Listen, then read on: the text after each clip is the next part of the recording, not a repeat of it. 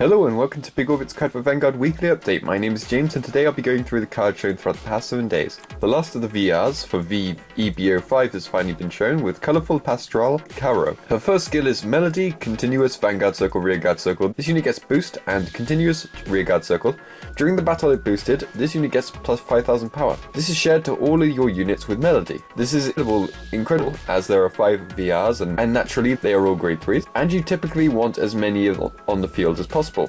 She also has Auto Vanguard Circle when placed, cost Soul Blast 2, search your deck for up to 1 colourful pastoral Caro, reveal it into your hand and shuffle your deck. This allows you to run extra copies while preventing a risk of not being able to pull off the grade 4 skills, allowing you to safely run 3 of Caro. Blue Silver Diva Broom is a RR grade 2 and has continuous rearguard circle. During your opponent's turn, this unit gets plus 5000 power. Free power is always nice and on your opponent's turn means she's harder to get rid of. She also has an auto rearguard circle. When its attack hits a Vanguard, cost counterblast 1 and draw a card. This early on can be troublesome for your opponent. If you have 2 on rearguard circle, as soon as you ride grade 2, then you could get some incredible value early game. Reverberated DS is another grade 2 with 8000 power and continuous rearguard circle. This unit gets plus 5000 power for each of your grade 3 rearguards, which happens on both yours and your opponent's turn. And also has continuous guardian circle.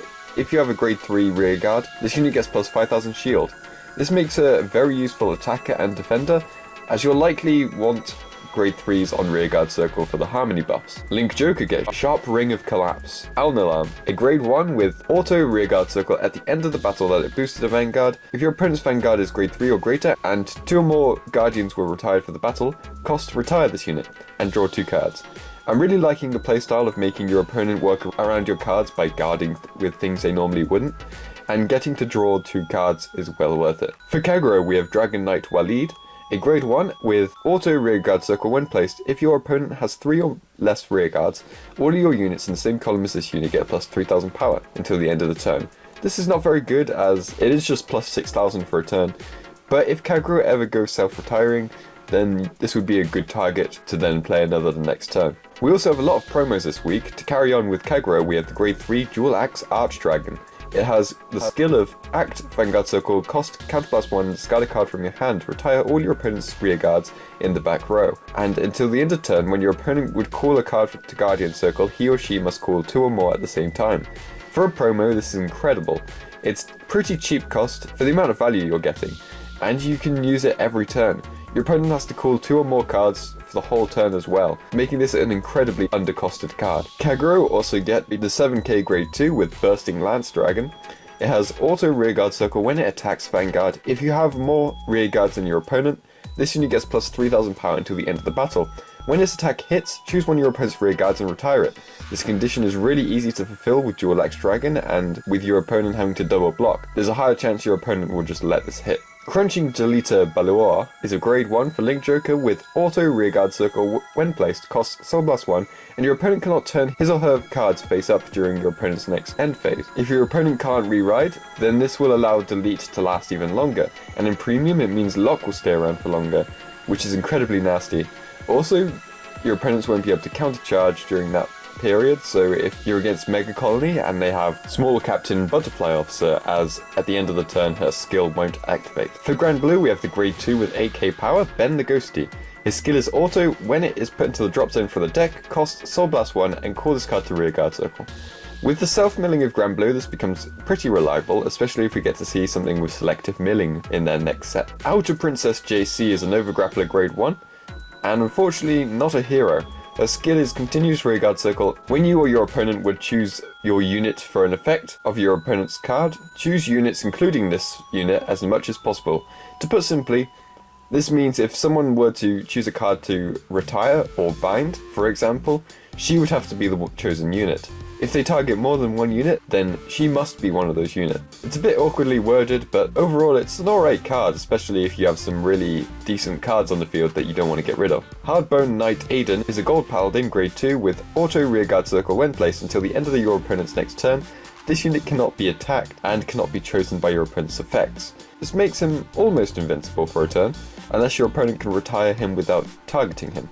Pretty nice for an Excel clan. Battle Sister Panettone is a grade 1 for Oracle Think Tank. Her skill is Act, Rearguard Circle, cost. Put this unit into your soul, look at 2 cards from the top of your deck, put 1 on the bottom, and until the end of the turn, the power increase of your trigger's effects gets plus 10,000. This is very useful for Imperial Daughter and Pentagonal Magus, especially with the Magus side of it, as they're already increasing the power of triggers, so the rearguards will become incredibly strong. If Artemis could get something like this for Genesis, it would help the deck out a lot. For Aquaforce, we have the grade 1 Spear Ray Sailor. Her skill is Auto Rearguard, so when your unit attacks, if it's the 7th battle of the turn or more, cost retire this unit, and your opponent cannot call grade 0 cards from hand until the end of the battle. This is an incredibly specific restriction, and your opponent can just work around it, as they would be aware that she's on the field. This would be very useful if they could get a Vanguard that can attack on the 7th turn, but until then, this probably won't see play. Tier Knight Harpalus is another Aquaforce unit, this one being a grade 2 with Auto Rearguard Circle. When your Vanguard attacks, cost retire this unit, and when your Vanguards gets plus 10,000 power to the end of the turn. At the end of the battle, if the attack hit, draw a card. This does help with Maelstrom being more likely to hit, and with multiple you can continue to increase your chances. Mud Monster Drillhead is a grade 1 for Dimension Police, finally giving us a unit from the villain side. Its skill is Auto Guardian Circle. When placed, cost counterblast 1, and your opponent cannot boost until the end of the turn. This feels like something Maker Colony should have received, but either way it's still very strong, denying your opponent at least 16k power. The last promo we have is Gargantua Dragon, a grade 2 unit, and also a card originally from Buddy Fight. He is from all clans and nations, and it has continuous rearguard circle. It cannot be normal called unless counterblast 1 is paid. If you do, soul charge 1. An awkward card, but it does also have Auto Vanguard Circle. At the end of the battle it attacked, right up to 1 Dragod from your hand as stand.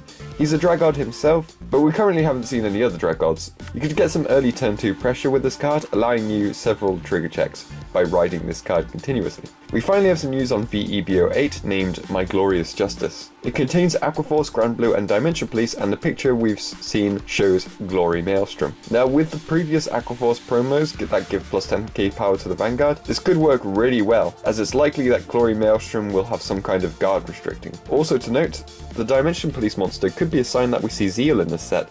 I know people want Die Kaiser in the set, but personally I'm hoping for Enigmas vs Seal. And that is everything for this week. Be sure to check out next week when I'll be going through the card shown throughout the next 7 days, and I hope to see you next time. Bye!